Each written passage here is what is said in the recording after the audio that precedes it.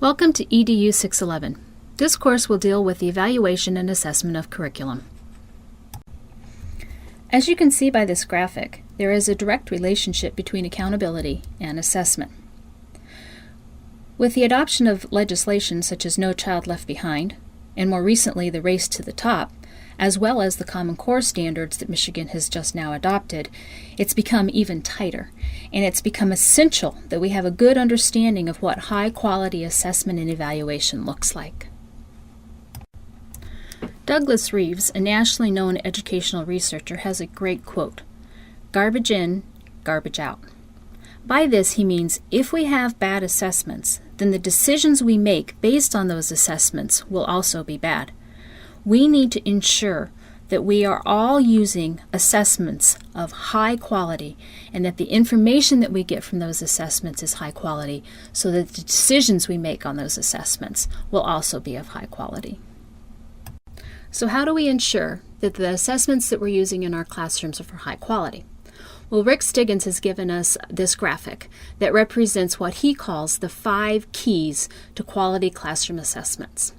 As you can see, the first key is clear purpose. This is the beginning of developing good, reliable, valid assessments, knowing exactly what you want to teach, what you want to assess, and how you're going to use those results.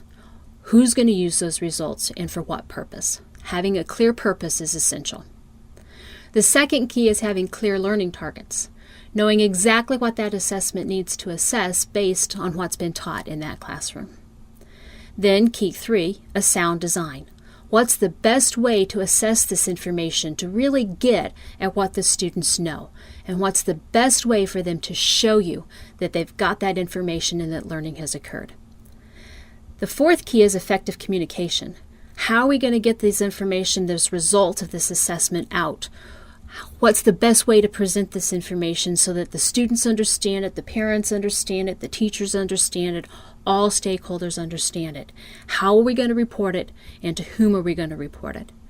And then the very last key is probably the most important one. How are we going to get the students involved?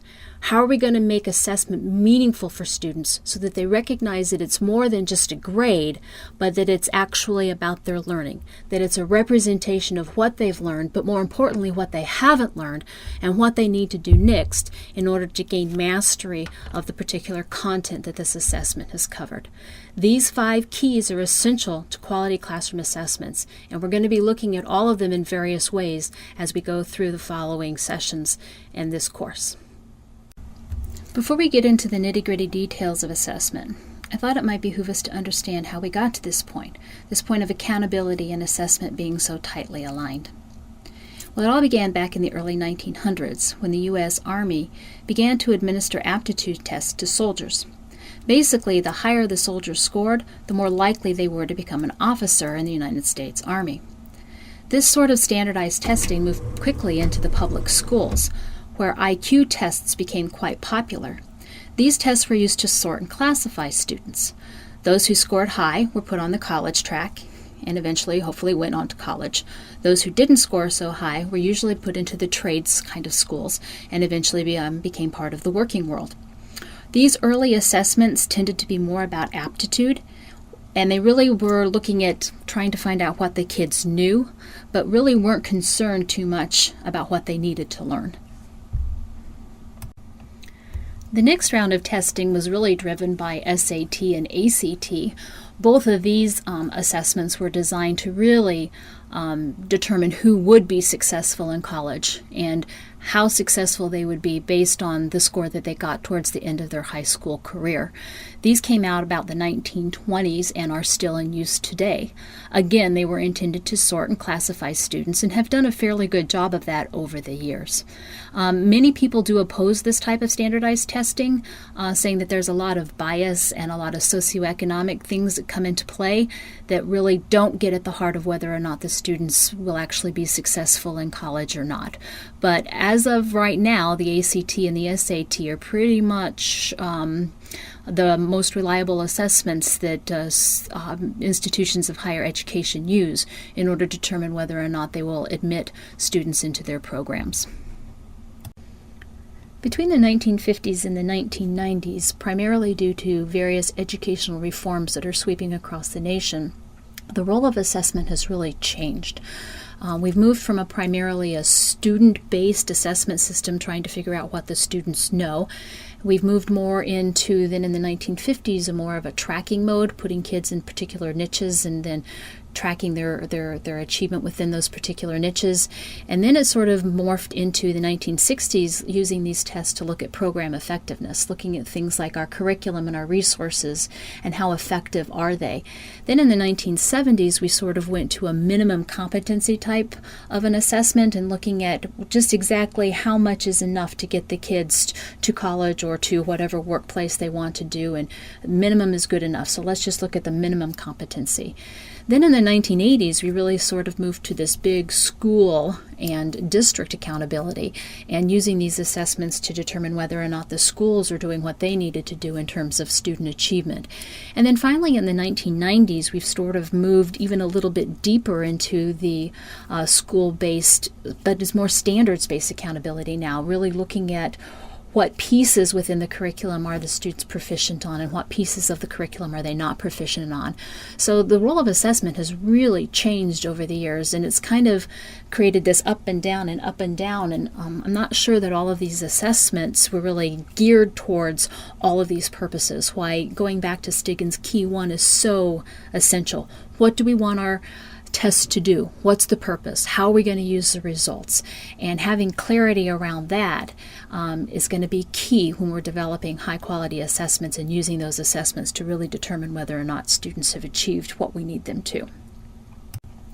Over the next couple of slides, we're going to concentrate just on Michigan, and we're going to talk just a little bit about the Michigan Educational Assessment Program, the MEAP, and its origins and how it has sort of morphed into this high-stakes assessment when actually it was not intended to be that at all, which might surprise some of you. The MEAP actually started in 1969, the 1969-1970 school year, and actually its purpose at that point in time was just to be diagnostic and just to see what the kids knew at various points within their educational career here in the state of Michigan. It used to be norm reference, which is very different from what it was now, and it used to be just a commercially designed assessment that the state of Michigan bought, which again is different from what it is now. The students were ranked in comparison to each other, but they weren't really given any information in terms of how they were against the standards or whatever the curriculum of Michigan was at that time. It really was just more of a normed-based type of an assessment. In 1973-1974 school year, things began to change a little bit, and Michigan educators began to actually work with the Michigan Department of Ed to design the actual MEAP test. At that point, they were actually looking at specific objectives specific to the Michigan curriculum framework, and began to build tests around what we were actually teaching within our classrooms here in the state of Michigan. So no longer was it based on a national curriculum, it was actually based more on a Michigan curriculum. So it was much closer to the students and had a much better reflection of what was actually going on in the classrooms. Today, the current MEAP tests are based on the Michigan content standards, which were developed again with Michigan educators with the help of various organizations from around the state and national organizations. And the MEAP, as we know it, was actually, mostly as we know it, was actually implemented in 1995. Now the MEAP tests are criterion reference, meaning that the students are really judged against the standard rather than each other. It is not normed reference. It is whether or not the kids are proficient on each of the standards and how proficient they are on each of those standards. We know up until this point, up until the 2010-2011 school year, that proficiency level has been rather low. And just recently, the governor has gone through and decided to raise the bar just a little bit. He's citing things like the 21st century learning objectives and looking at things like the Common Core curriculum and recognizing that maybe our students need to be challenged just a little bit more. So the MEAP assessments have become just a little bit more strenuous, and those proficiency levels, those cut scores as they call them, are going to be raised just a little bit. As many of you know, the MEAP covers only grades 3 through 8. The MME is what we use here in Michigan for our high school students. It's given to students in 11th grade. It covers science, social studies, math, and language arts. There are various components of the MME, which include the ACT writing, the ACT Work Keys program, and then we have several components that are developed by Michigan educators that cover specific things within our curriculum that the ACT does not cover. So there's separate MME documents, or the Michigan components as they're called, that cover social studies, some aspects of math, and some aspects of science. The MME was first implemented in 2008, and so far it has been fairly successful here in the state of Michigan. Most of our students do fairly well on the ACT. The average ACT score here in the state of Michigan is a 19. The national average is right about a 21, and that's really not too bad when you consider that in Michigan all of the kids take the ACT, whereas in most of the other states across the nation, only the selected kids who really feel like they're going to go to college take the ACT. So we're a couple of points behind, but we're making progress, and hopefully that number will go up. The MME is a fairly stringent assessment, and again, it's given to our 11th graders here in the state of Michigan, and the scores are used, as are the MEP scores, to help determine adequate yearly progress for all of our school districts and all of our schools here in the state of Michigan. In the article, The Role of Assessment in a Learning Culture, which was part of your assigned reading, Lori Shepard talks about looking at assessment in a different light. Not looking at the assessment of grades and accountability, but looking at the assessment of learning. Looking at assessment as a learning tool that can enhance and support learning during the learning process. This type of assessment is typically called formative assessment, or assessment for learning. You can see on your screen the two different types of assessment. You've got the formative assessment, which is what Lori Shepard is talking about, and the summative assessment, which is more the assessment for grading and for accountability. There is a strong movement in the country over the past 20 years that has really said that we need to have a more balanced assessment system within our schools. That we need the summative, we need the accountability, we need the grades, but more importantly, we need the formative piece. We need to look at assessment as something that is done with the children, not something that's done to the children. That we need to really get into and look at the formative process to make sure that we're using assessment to guide our instruction, to guide our student learning, not just to record it. There's a great quote, I think it's by Rick Stiggins. He says that students are over-tested but under-assessed. And when you look at the balance between formative and summative, over-tested, the summative piece. We give way too many tests and quiz. We give the kids the grades and then we move on. And yet we haven't done enough in the formative side, where we don't give the grades, we don't worry about the grades, we worry about the learning. And we look to see what the kids have learned, what they haven't learned, and what they need to do next in order to get that information so that we can move on without some of these gaps and these holes in the child's education.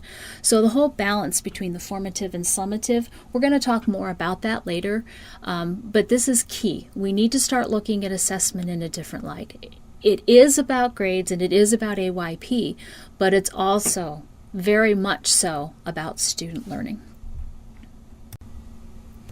I want to take just a few minutes and talk about some issues of measurement practices. This is related to some of the readings out of the book. Communication of test purpose and result is a big issue. We have tests that are being used in inappropriate ways, and we need to make sure that we go back to Rick Stiggins. Key 1, what is our clear purpose? And key 4, how are we going to communicate this information to our stakeholders? Confidentiality of test takers is huge. We need to make sure that we are in compliance with FERPA, that we're not Freedom of Educational Right to, Family Educational Right to Privacy Act, that we're not giving this information to people who don't have a true educational purpose to look at this information in terms of student achievement, and that we're really making sure that the test data is being used in a way that will help the students and not violate their confidentiality rights. We need a lot of help in terms of the interpretation of the test results and how we use those results. Data-driven decision making is a very big term in education right now, and we need to do a lot of training to make sure that the people that are looking at these results understand the results and understand what the results are telling them, and then understand that they're creating action plans that really will get at what those results are saying and help them achieve what they need to based on what the results are saying. And the last thing that we need to really make sure is that we stop this over-reliance on a single test score. One MEEP test score does not tell the whole story of what a child can or cannot do, and we really need to make sure that we bring other sources of data into the picture when we're trying to make decisions based on the lives of the students and these high-stakes exams, and we really need to make sure that we're looking at other pieces of data, that we're interpreting the results and really using the results in the right way, that we're being confidential in terms of who's taking the test and what the results are, and that we have a very clear purpose for what those results are and what this test is going to do for our students. On this slide, you'll see the various types and varieties of tests that are present in our schools. There are a lot. If you look at the first one, the classroom tests and quizzes, these tend to be better because they reflect the implemented curriculum, what's taught in the classroom a little bit more accurately. We have all kind of published achievement tests, many of which are normed referenced, many of which are criterion referenced. We have a lot of high-stake tests, high stakes in the fact that they can determine your AYP status, they can determine whether or not kids graduate in some instances, whether or not they get into colleges, whether or not they are retained. So there are a variety of high stake tests. And then of course you have your diagnostic assessments. And those diagnostic assessments are usually used to find gaps or issues within the student learning and then offer up some interventions to help with those gaps. Over the past slides, we've talked a little bit about the difference between norm reference and criterion reference. Just wanted to make sure everybody was clear. There are two different types of scoring criteria that are used in assessment. One is normed reference, which is really student against student. You take the norm of how the kids have achieved on that particular test and find out how your particular students did in relation to all of the other students that may have taken the test over a period of time. Things like the ACT, SAT, Stanford, Iowa, those are all norm reference type of assessments. And then the other one is called criterion reference. And basically what that one is you look at the individual standards within the assessment and you think, okay, how high does that child have to score against this standard in order to be proficient? And so it really has more to do with comparing the student against the level of learning that they have on that particular standard or that particular learning target. And that's what you would call criterion referenced. Criterion referenced assessments usually are most of your state assessments, many of your classroom assessments, things like the MEEP, MME, so on and so forth. For our final slide, I wanted to talk just a few minutes about some trends in assessment or trends in testing that are coming through now here in the 21st century. Assessment literacy is big right now. James Popham has a great quote. He says that assessment illiteracy is professional suicide for educators. So there is a strong national movement to really get educators literate when it comes to things like assessment. There are a lot of programs in the university. There are programs in local school districts and ISDs really stressing assessment literacy and making sure that teachers know the difference between, norm reference and criterion reference and formative and summative, and really know how to write high quality assessments, because it is all about accountability, and right now that accountability is through assessment, and so we have to have assessment literate teachers in our classrooms. Another one is the quality of the assessments. That one is really big right now. The whole garbage in, garbage out, like we talked about before, making sure that the information that we get from these assessments is of high quality so that we can make decisions based on this information that really are accurate. And in order to get high quality information from assessments, you really do have to have high quality assessments. Another trend in testing at the moment is technology. All of the advances in online administration and getting the scoring back very quickly. We have all kinds of data warehouses now. We have testing programs out there.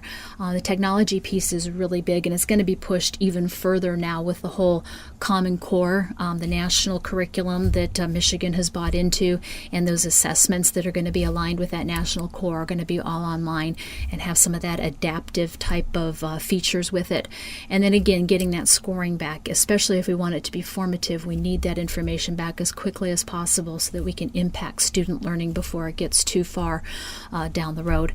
And then the last one also is qualitative assessments, really looking at things beyond a multiple choice selected response type of an assessment, and really looking at allowing kids to show us what they know in more than just a paper pencil type of an atmosphere. So doing things like the performance assessments and having portfolios, even electronic portfolios are really popular these days, and then really showing us not only that they have the knowledge but that they can apply the knowledge.